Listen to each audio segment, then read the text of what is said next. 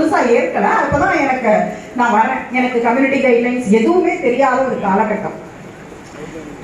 ஒரு வீடியோ வருது, மொத்த சேனலுக்கும் அந்த வீடியோ வருது. என்ன அந்த வீடியோனா, வெள்ளம் நல்லா நிறைய நிரம்பி இருக்கு, ஒரு லயன் கம்பி அருந்து விழுந்திருக்கு, அது மேல ஒரு பச்சை மரம் கிடக்கு. ஒரு லயன்மேன் தன் உயிரை பணைய வச்சு அந்த பச்சை மரத்தை எடுத்து அந்த லயனை சரி பண்றாரு. இந்த செய்தியை, இது பாண்டிச்சேரிக்கும் காரைக்காலுக்கும் இடையே ஒரு பகுதி, எல்லாரும் செய்தி போட்டோம். பெரும்பாலான தமிழ் ஊடகங்கள் இந்த செய்தியை போட்டாச்சு. அன்றைய முதலமைச்சராக இருந்த புதுச்சேரி நாராயணமூர்த்தி அவர்கள் அதற்கு அந்த லைன்மேனை கண்டறிஞ்சு அவருக்கு ஒரு ஊக்கத்தொகையெல்லாம் வழங்கிட்டார். இவ்வளவு பெரிய உயிரை பணைய வச்சு பண்ணியிருக்காரு. அடுத்த நாள் பார்த்தா மெட்டாவிலேருந்து ஃபேஸ்புக்கில் அந்த செய்தியை மானிட்டைசேஷன் ஸ்ட்ரைக், ஃபேக்ட் செக்கிங். என்னன்னு பார்த்தா அந்த சம்பவம் தமிழ்நாட்டிலே நடக்கலை, தெலுங்கானாவில் நடந்தது. அப்பெல்லாம் நான் சொல்றது 2017, ஒரு 8 ஆண்டுகளுக்கு முன்பு பெரிய ஒரு புரிதல்லாம் கம்யூனிட்டி ஸ்டாண்டர்ட் பத்தியும் கிடையாது, ஃபேக்ட் செக்கிங் பத்தியுமே கிடையாது.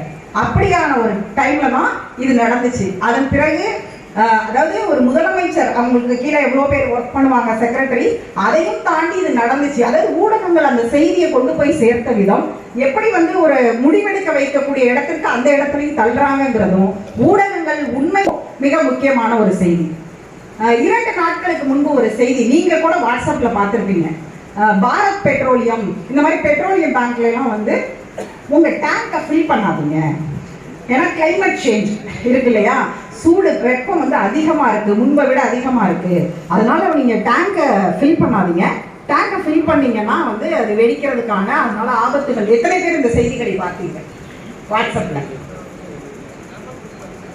இந்த செய்தியை எங்க அசைன்மெண்ட்ல இருந்து எனக்கு கொடுத்து இதை கார்டா போடுங்க, மக்களுக்கு விழிப்புணர்வு வரும். நான் ஒரு ஃபேக்ட் செக்கிங் ட்ரெய்னர் என்ற முறையில் ரிவர்ஸ் சர்ச் இமேஜ், நீங்க இப்படியான செய்திகள் வரும்போது குறைந்தபட்சமாக உங்களுடைய மொபைல்ல இருக்க லென்ஸ் இருக்கு இல்லையா, கூகுள் லென்ஸ், அதுல அந்த நியூஸை நீங்க போட்டு பார்த்தீங்கனாலே இதை பத்தின எந்தெந்த பத்திரிகைகள்லாம் செய்தி வெளியிட்டு இருக்காங்கிறது கூகுள்ல அப்படியே வந்துடும். அதுல அதனுடைய உண்மைத்தன்மை என்னன்னு உங்களுக்கு தெரிஞ்சிடும். ஒரு பேசிக் விஷயம் இது ஃபேக்ட் செக்கிங்ல. நான் ஃபேக்ட் செக் பண்ணி தரேன், அதை போடாதீங்க அப்படின்னு சொல்லி எங்க பசங்கள்ட்ட குரூப்ல ஹோல்ட் பண்ணிட்டு நான் ஃபேக்ட் செக் பண்ணி பார்த்தா, ஒரு முக்கியமான ஆங்கில நிறுவனம், நான் பெயர் சொல்ல விரும்பவில்லை, அந்த செய்தியையும் வெளியிட்டு இருக்கிறது. இன்னொரு செய்தி, ஏன்னால் ஆங்கில ஊடகங்கள் இன்னும் தமிழ்ல ஃபேக்ட் செக்கிங் யூனிட்னு தனியா கிடையாது. ஆங்கில ஊடகங்கள் என்ன செய்கிறார்கள், அவர்களே ஒரு தவறான செய்தியை போட்டுவிட்டு ஃபேக்ட் செக்கிங் என்ற பெயரில் இந்த செய்தியும் இது ஒரு தவறான செய்தி, அப்படியெல்லாம் வெடிக்காது, மினிஸ்ட்ரி எந்த இடத்துலையும் பெட்ரோலியம் மினிஸ்ட்ரி இப்படியான அறிவிப்புகளை வெளியிடவில்லை, கிளைமேட் சேஞ்ச்னால இந்த மாற்றம்லாம் வராதுன்னு இந்த செய்தியும் அந்த நிறுவனம் வழங்கியிருக்கு, இந்த செய்தியை அந்த நிறுவனம் வழங்கியிருக்கு. நான் பசங்களிடம் இது 2 தான்ப்பா உங்களுக்கு உதாரணம்னு சொல்லிட்டு இந்த செய்தியை போடாதீங்கன்னு சொல்லி அசைன்மெண்ட்டுக்கும் தெளிவான அந்த விளக்கத்தை கொடுக்குறேன். இப்படி செய்திகளுடைய உண்மைத்தன்மையை இப்படி நாம் ஒவ்வொரு முறையும் அறிந்துதான் செய்திகளையே ஒளிபரப்ப வேண்டியதாக இருக்கிறது. வேர்ல்டு எக்கனாமிக் ஃபோரம் உலக அளவில் இருக்கிற சவால்கள்னு பட்டியலிடுது. அந்த பட்டியலில் முதல் 3 இந்தியாவுக்கே பொருந்தக்கூடியதாகவும் இருக்கிறது. முதல், தட்பவெப்ப நிலையிலால வரக்கூடிய பெரிய பிரச்சனை, நாம சந்திக்கிற அதீத புயல், அதீத வெள்ளம், இன்னும் இந்த வெயில் காலம் எப்படி இருக்க போகுதுன்னு நமக்கே ஒரு பெரிய சவால். ஒன்று, அதுதான் உலக நாடுகளுக்கு இருக்கிற சவால். நாம் அதற்கு தயாராகி இருக்கிறோமா? கிடையாது. அதை உற்று நோக்கி பார்த்திருக்கிறோமா? கிடையாது. இரண்டாவதாக மிஸ்இன்ஃபர்மேஷன்.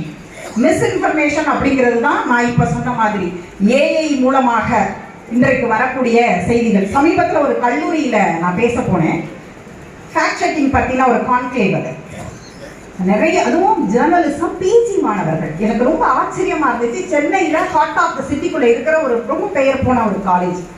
அவர்கள்ட்ட நான் ஒரு கேள்வி கேட்கிறேன். முன்னாள் முதலமைச்சர்கள் 2 பேர் பெயரையும் சொல்லி இதில் இறந்து விட்டார்கள் அப்படின்னு சொல்றவங்க எல்லாம் யாரு அப்படின்னு 6 பேர் கையை தூக்குனாங்க. உயிரோடு இருக்கிறார்கள்னு சொல்றவங்க எல்லாம் யாருன்னு கேட்டேன். அதாவது அங்க ஒரு 50 பேர் உட்காந்துருந்தாங்க, 50 பேர் கையை தூக்குறாங்க. எனக்கு அதிர்ச்சியாக இருந்தது. 2 முன்னாள் முதலமைச்சர்கள் இறந்து அது எவ்வளவு செய்தியாகி இந்த பசங்களுக்கு இன்னும் தெரியலன்னு நினைச்சு வருத்தப்படுறதா, டெய்லி நியூஸ் அப்டேட்டே இல்லாம இருக்கிறாங்கன்னு நினைச்சு வருத்தப்படுறதா, ஜேர்னலிசம் மாஸ் கம்யூனிகேஷன் படிக்கிற மாணவர்களுக்கே தெரியல. ஏன் இதை கேட்டேன்னா, ஏஐ மூலமாக அனைத்து அரசியல் கட்சிகளும் தங்களுடைய மறைந்த தலைவர்களை போல பேசுவது போல இன்னைக்கு உருவாக்குறாங்க. ஏஐ வீடியோஸை உருவாக்குறாங்க, ஏஐ ஜெனரேட்டட் வீடியோஸ். அப்ப அதோட உண்மைத்தன்மை அவரே வந்து பேசுறாருன்னு தானே நினைக்க தோணும். சமகால அரசியல தானே பேச வைக்கிறாங்க அந்த தலைவர்களை வச்சு. அப்ப இந்த ஏஐ மூலமாக வரக்கூடிய மிஸ்இன்ஃபர்மேஷன் அதற்கு உங்களுக்கு புரிகிற விதத்துல சொல்லணும்னா ராஷ்மிகா மந்தனா போன்ற எத்தனை வீடியோக்கள்